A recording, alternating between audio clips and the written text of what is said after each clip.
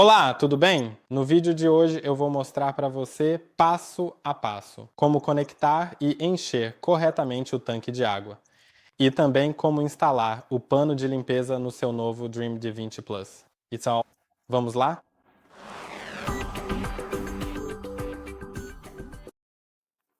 Para fazer isso, você pode.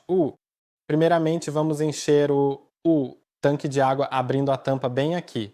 E então, encontrando o tanque de água. Este aqui.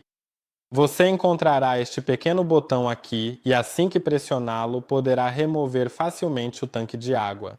Então você pode abri-lo bem aqui para enchê-lo com água. Vou fazer isso e já volto. E agora, uma vez que esteja cheio, você deve enchê-lo até cerca de... Bem, eu não o enchi completamente. Você pode ver. Mas você pode enchê-lo o quanto quiser, apenas certifique-se de que ele possa ser fechado aqui corretamente.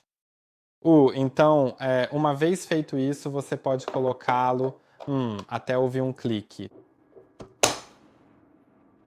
E agora vamos pegar o pano de limpeza, como você pode ver bem aqui. E então você pode apenas certificar-se de que o pano de limpeza esteja instalado. Você pode adicionalmente molhá-lo com água, e isso lhe dará um resultado melhor. Eu não vou fazer isso agora, mas você pode removê-lo soltando o velcro ou tocando no velcro, e então você pode deslizá-lo para fora assim. Agora você pode molhá-lo com água e, uma vez feito isso, basta deslizá-lo para dentro. Veja, ele está entrando assim, e então prenda-o. Certifique-se de que ele fique plano.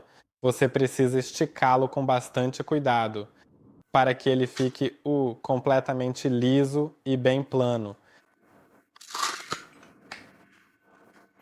E então você pode colocá-lo...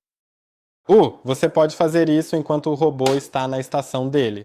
Você pode encaixá-lo. Você vai notar que ele está bem estável ali. Mas se não, você pode simplesmente remover o robô, virá-lo, se você achar que isso será mais confortável para você.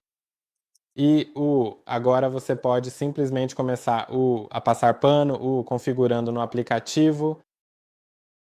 Para começar a passar pano, você precisará ir ao aplicativo e clicar no botão bem aqui.